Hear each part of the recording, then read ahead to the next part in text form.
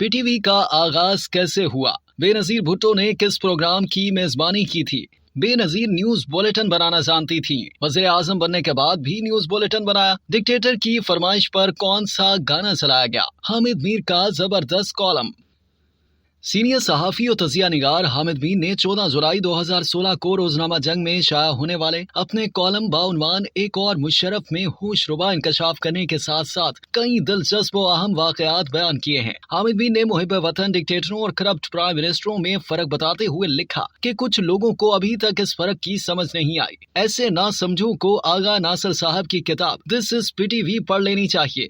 वो इन लोगों में से एक थे जिन्होंने पीटीवी की बुनियाद रखी। आगा नासिर साहब ने अपनी किताब में लिखा है कि पाकिस्तान में टेलीविजन का ख्याल मुल्क के तीसरे वज़ीर आज़म मोहम्मद अली बोगरा ने पेश किया, लेकिन उन्हें अपने ख्याल को हकीकत बनाने की मोहलत न मिली। 1959 में यूनेस्को ने तालीमी मकासद के लिए भारत में टेलीविजन शुरू किया। यूनेस्को ने 1960 में पाकिस्तान को भी टेलीविजन शुरू करने की पेशकश की। यूनेस्को ने पीटीवी के मंसूबे का खाका बनाया और जापान के NHK टीवी ने उसको अमली जामे पहनाया। जनरल अयूब खान की हुकूमत के वजीर खजाना मोहम्मद शुएब पीटीवी बनाने के खिलाफ थे, क्योंकि इसके लिए खतीर रकम दरकार थी, जबकि वजीर खारजा जुल्फिकार अली भुट्टो पीटीवी के हामी थे। कुछ साल बहसो मुबाहिसे में गुजर गए, लेकिन आखिरकार 1964 में जापानी कंपनी NEC की मदद से लाहौर और ढाका से पीटीवी की तजर्बाती नशरियात का आगाज हो गया। आगा नासिर साहब लिखते हैं कि 1971 में मशरकी पाकिस्तान में खाना जंगी उरूज पर थी। एक रात पीटीवी पर 9 बजे का खबरनामा अपने इख्तिताम के करीब था कि आगा साहब को फौजी सदर जनरल याहिया खान ने फोन किया।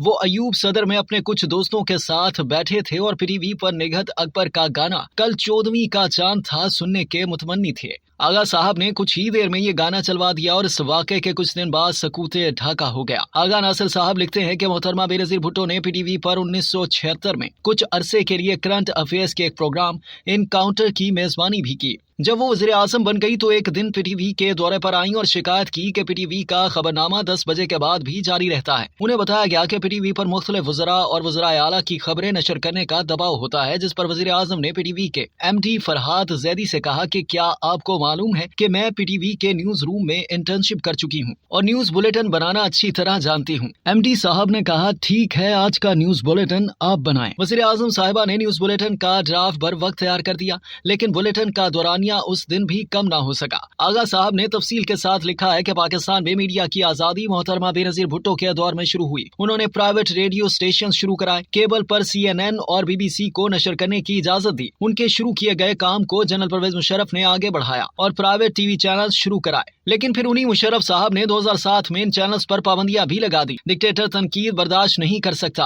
आगा नासिर साहब की किताब में फौजी डिक्टेटरों की कुछ शख्सी खूबियों और सिविलियन प्राइम मिनिस्टरों की खामियों का जिक्र भी मिलता है, लेकिन असल फर्क ये नजर आता है कि फौजी डिक्टेटर पीटीवी पर अपने पसंदीदा गाने सुनना चाहता था और सिविलियन वजीर आजम 9 बजे के खबरनामे का मयार बेहतर बनाना चाहती थी। कुछ लोग डिक्टेटर पर तनकीद को फौज पर तनकीद करार देना शुरू कर देते हैं, हालांकि डिक्टेटर पर तनकीद का मकसद सिर्फ और सिर्फ फौज को सियासत में मुदाखलत से बाज रखना होता है, क्योंकि फौज जब भी सियासत में मुदाखलत करती है तो सानहे जन्म लेते हैं, बदनामियां मोल ली जाती हैं। लोग शोहदा की कुर्बानियां भूल कर वर्दी पर तनकीद शुरू कर देते हैं। फौज जब भी पाकिस्तान के दिफा और सलामती की जंग लड़ती है तो कौम मुत्तहिद होकर उसके पीछे खड़ी नजर आती है, लेकिन जब यही फौज सियासत में मुदाखलत करती है तो कौम तकसीम हो जाती है। हामिद मीर लिखते हैं कि डिक्टेटरशिप की हिमायत करने वाले कहते हैं कि पाकिस्तान ने हमेशा माशाअल्लाह अदवार में तरक्की की है। ये एक सफेद झूठ है। पाकिस्तान के पहले फौजी डिक्टेटर जनरल अयूब खान के दौर में कुछ तरक्याती मंसूबे जरूर शुरू हुए, लेकिन उसी दौर में सिंतास मुआहदे के जरिए पाकिस्तान के दरियाओं के पानी पर भारत का हक तस्लीम किया गया। अमेरिका को पाकिस्तान में फौजी अड्डे दिए गए। ताशकंद मुआहदे के जरिए कश्मीर पर भारतीय कब्जे को तस्लीम किया गया और मोहतरमा फातिमा जिन्ना को भारतीय एजेंट करार दिया गया। जनरल अयूब खान के दौर में मशरकी पाकिस्तान में एहसास महरूमी, बेचैनी और बगावत में तब्दील हो गया और जनरल याहिया खान के दौर में पाकिस्तान 2 लख्त हो गया। जनरल जियाउल हक के दौर में भारत ने सियाचिन पर कब्जा कर लिया। जिया दौर में साबिका सोवियत यूनियन की तोसी पसंदी का मुकाबला किया गया, लेकिन लसानी और फिरका वाराना तंजीमों को फरोग भी मिला। इस दौर में गैर जमाती इंतखाबात के जरिए सियासत को सरमायादारों और बरादरियों की लोंडी बना दिया गया। परवेज मुशर्रफ ने पाकिस्तान को ड्रोन हमलों और खुदकुश हमलों के तोहफे दिए।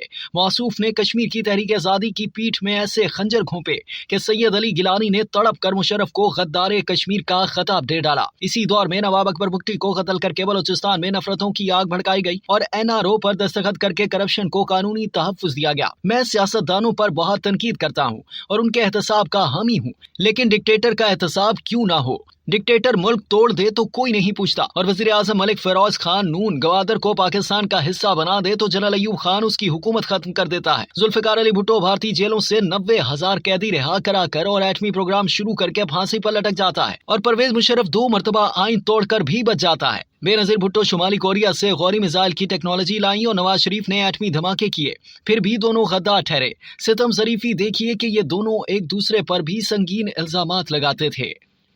अब तक के लिए इतना ही। मजीद जानने के लिए सब्सक्राइब कीजिए डेली जंग यूट्यूब चैनल और लाइक कीजिए डेली जंग फेसबुक पेज।